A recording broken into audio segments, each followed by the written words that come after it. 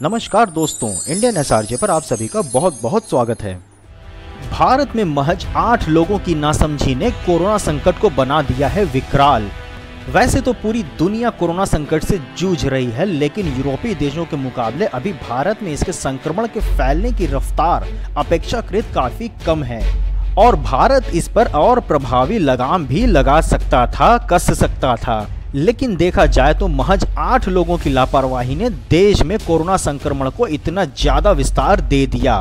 देश में कोरोना से संक्रमित मरीजों की संख्या में तेजी से इजाफा भी हो रहा है और ये सारे संक्रमण सामाजिक दूरी नहीं रखने के कारण से ही फैली है। इसीलिए सरकार, चिकित्सा विशेषज्ञ आदि सामाजिक दूरी का सख्ती से पालन करने पर जोर दे रहे हैं और अपील कर रहे हैं।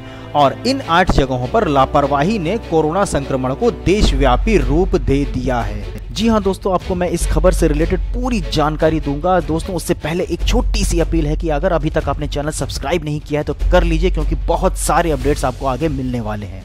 तो दोस्तों आइए अब मैं आपको बताता हूँ कि वो कौन से 8 लोग हैं और 8 वो कौन सी जगह हैं जहां और जिनकी नासमझी ने कोरोना को संकट का विकराल रूप दे दिया और देश को भयावह बीमारी की कहर में ढा दिया। पहले बात करते हैं नोएडा की। नोएडा की सीजफायर कंपनी में कोरोना का पहला मरीज सामने आने के बाद भी कंपनी को बंद नहीं किया गया। नतीजा ये हुआ कि बाद में कंपनी के 13 अन्य कर्मचारियों और उनके 11 परिवार के सदस्यों में भी कोरोना पॉजिटिव हो गया। इसके बाद नंबर आता है मेरठ का। महाराष्ट्र के अमरावती से शादी में शामिल होने पहुंचे एक शख्स ने 16 लोगों को संक्रमित कर दिया। शादी के दौरान यह शख्स जितने लोगों से भी मिला उनमें से ज्यादातर लोग संक्रमित हो गए। यह शख्स बुलंदशहर का रहने वाला था, लेकिन यह यहीं रह गया और इसी कारण से यहाँ पर ज्यादा लोग संक्रमित हो गए। इसके बाद तीसरे नंबर पर आता है राजस्थान। राजस्थान के जयपुर के रामगंज में एक व्यक्ति ओमान से लौटा था।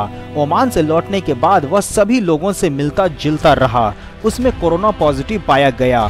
उस व्यक्ति ने 126 अन्य लोगों को भी कोरोना संक्रमित कर दिया। भीलवाड़ा में भी एक डॉक्टर से 16 लोगों को संक्रमण हुए हैं। इसके बाद चौथे नंबर पर नाम आता है बिहार का। मस्कट से लौटा एक शख्स लोगों से मिलता रहा। बाद में जब वो कोरोना पॉजिटिव पाया गया तो पता चला कि उसने 23 अन्य लोगों को भी यह रोग सौगात में दे दिया है। और इसी तरह से कतर से लौटे एक ट्रक ड्राइवर ने मुंगेर में 13 अन्य लोगों को भी संक्रमण कर दिया था कोरोना का।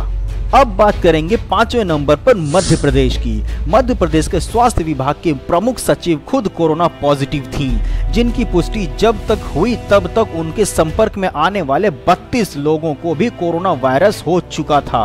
उन्होंने संक्रमित बेटे को विदेश से वापस बुलाने की बात छुपाई थी और लगातार बैठकों में हिस्सा लेती रही थीं। अब 6ठे नंबर पर बात करते हैं पंजाब की। संक्रमित देश जर्मनी से इटली होते हुए पंजाब लौटे 70 साल के एक संत पंजाब लौटने के बाद अपनी अलग अलग धार्मिक सम्मेलनों में भाग लेते रहे, जिसके कारण उनके संपर्क में काफी ज्यादा लोग आए और 18 मार्च को कोरोना से संक्रमित होने के कारण उनकी मौत हो गई। प्रशासन ने उनके संपर्क में रहने वाले 40,000 लोगों को क्वारंटाइन किया। 7वें नंबर पर बात करूंगा मैं मुंबई की। मुंबई में 65 साल की एक महिला कॉर्पोरेट कार्यालय में टिफिन की सप्लाई करने के लिए आई थी।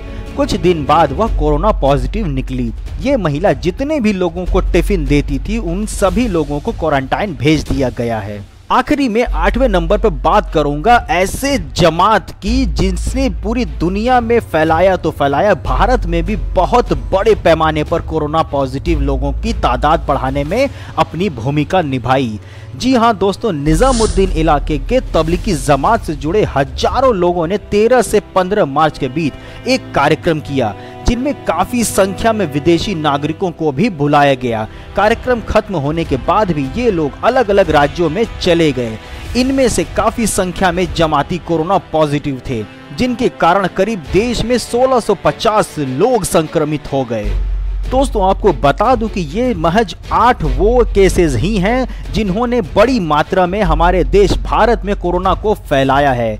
इसके अलावा भी देश में कई सारे बाहरी लोगों के अलावा और देश के अन्य लोगों की लापरवाही के कारण भी कोरोना संक्रमण तेजी से फैला है और इसका सबसे बड़ा इलाज यही है कि हम सभी क्वारंटाइन रहें, यानी कि होम स्टे करें और सरकार एवं चिकित्सकों के दिशा निर्देशों का पालन करें। तभी हमारे देश में कोरोना का संक्रमण फैलने से रुक सकता है और हम सभी सुरक्षित रह सकते हैं।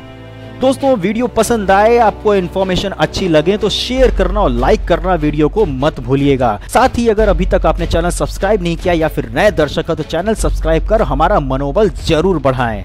फिर मिलेंगे नेक्स्ट वीडियो में, तब तक के लिए जय हिंद।